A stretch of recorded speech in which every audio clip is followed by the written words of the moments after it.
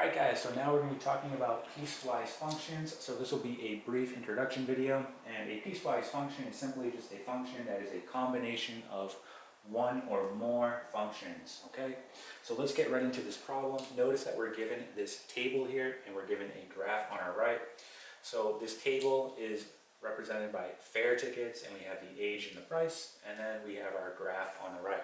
So they want us to go ahead and take this data and represent it on the graph. All right, so think about how are you going to do this here. All right, so let's get right into this. So for the age range of 0 to 13, they're going to be paying $10. Now, think about how you're going to do this, because if you're 13, right, well, you're still 13 if you're 13 and 5 months, right? You could still be 13 if you're 13 and 9 months, right? 13 and 11 months, right? So think about how you're going to graph this here. All right, so we're going to go right to 10, and we're going to extend a horizontal line, okay, all the way to 14. However, all right, so let me just go ahead and do that. We're going to go all the way to 14, so right about here, okay? But think about inequalities now. Think about when you were doing the circles, right? It was either shaded or open. So if it was a closed circle, that tells us that we're right on it. Open circle, we're going right up to it.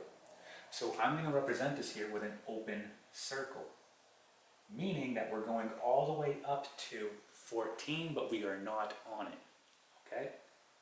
Again, this goes back to inequalities and graphing it on a number line.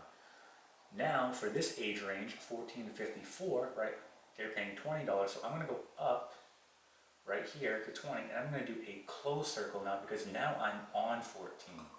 Okay, so now I'm on 14, and I'm going to go all the way to, so same thing here, right? You could be 54 in 10 months, 54 in 11 months, right? So I'm actually going to go all the way up to 55, but again, I'm going to use an open circle telling me that I'm going right up to it, but not on it. So here is 55, right? And let's just go ahead and make our horizontal line.